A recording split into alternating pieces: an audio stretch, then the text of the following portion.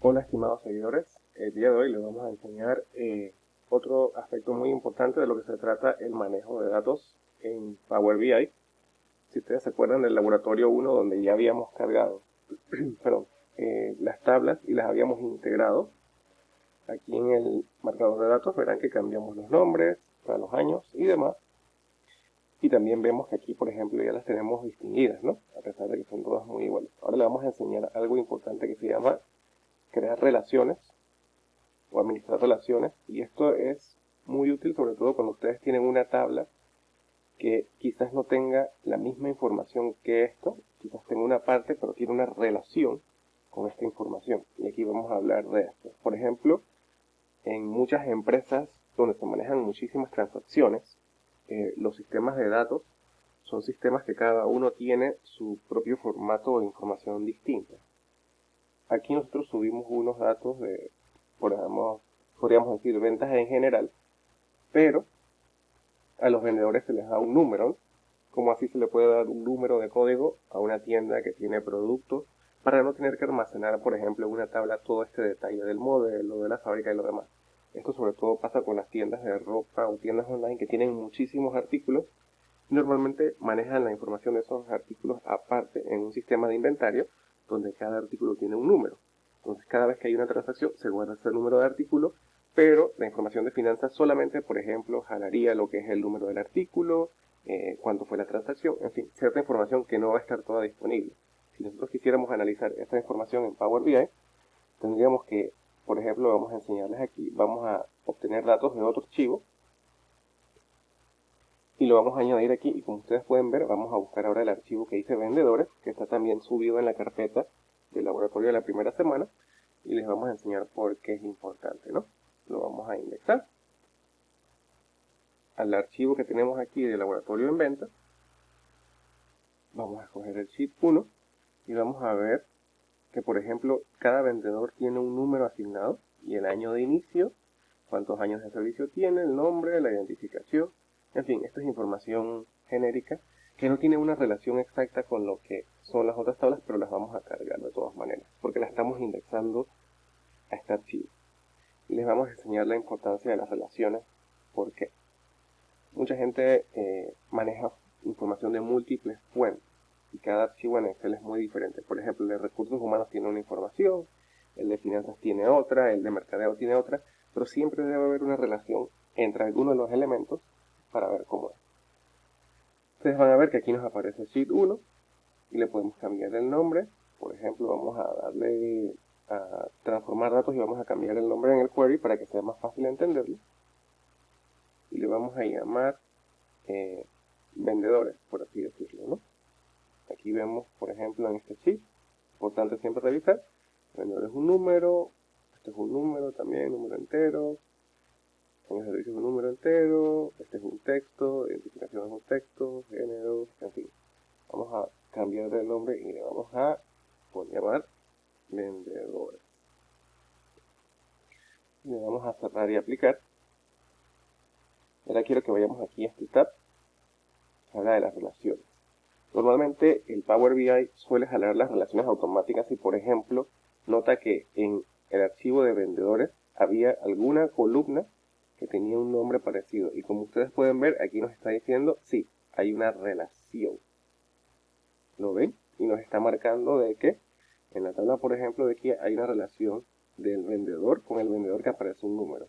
Igual si vamos clicando acá, nos está enseñando la relación que existe. Ahí nos está diciendo que sí, en efecto, tanto las tablas de los autos como esta tabla de vendedores tienen una relación con un número vendedor. Si no existiese, y por ejemplo, en esta tabla se llamase de otra manera, lo que podríamos hacer es generar una relación nueva. Porque aquí podemos, por ejemplo, irnos a la parte de administrar relaciones. Y yo creo que tenemos que clicar entre dos tablas. Le damos a administrar relaciones, a ver si nos permite, exacto, y podemos crear una relación nueva, y cuando la creamos lo que hacemos es que configuramos, por ejemplo, porque puede ser que una tabla tenga otro nombre, pero sea lo mismo y acá tenga otro, así que lo podríamos cambiar y generar esa relación, pero como ya está en automático no necesitamos hacerlo.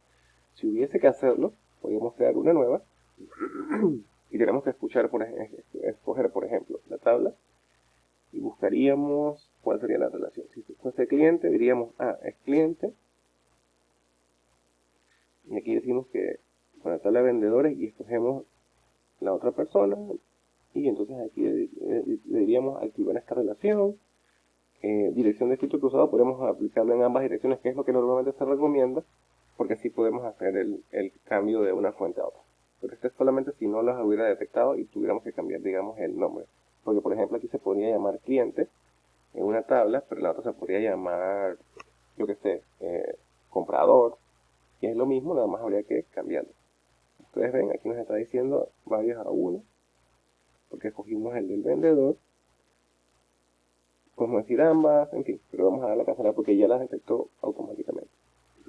Y esto es lo más importante de las relaciones, que nos permite asociar tablas que realmente no tienen una relación directa con la información, pero sí tienen alguna fuente que puede ser significativa al momento de hacer algún filtrado. Por ejemplo, si yo quisiese ver qué vendedor ha vendido más en una ventana de tiempo, como el vendedor aparece aquí en la parte de Kia, pero yo también quiero saber ese vendedor cuándo empezó, cuántos años tiene, yo podría hacer un dashboard que me dijese, bueno, este vendedor de tal edad ha generado tantas ventas. Y yo puedo ir categorizando y estudiando con más detalle, si quisiera estudiar, por ejemplo, los vendedores, cómo es sus ventas en general por año, si hay algo que tiene que ver con el género, si hay algo que tiene que ver con la edad, en fin, son relaciones que no son directas, pero que de igual manera nos pueden ayudar a identificar patrones o tendencias. Así que esperamos que este video haya sido de su agrado. No olviden suscribirse a nuestro canal, estamos en Dronisteria. Vamos a seguir subiendo tutoriales poco a poco toda la semana para darle la oportunidad a aquellas personas que no han hecho los laboratorios anteriores que se puedan poner al día. Cualquier duda o comentario son siempre bienvenidos. Esta es la introducción a lo que es Power BI. Luego vamos a enseñarles cómo se trabajan los dashboards, pero es importante siempre analizar y organizar bien la data que vamos a interpretar para crear un dashboard que funcione. Porque si metemos los datos de una manera no estructurada y desordenada, lo que nos va a enseñar el dashboard es datos erróneos. Así que ya lo saben, no olviden seguirnos, quédense en casa y feliz día.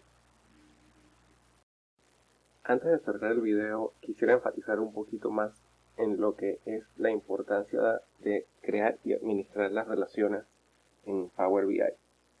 Aquí les voy a dejar en la descripción de este video el vínculo para que entren a los documentos de soporte de Microsoft y puedan ver específicamente esta área que habla sobre las relaciones. Y es muy importante.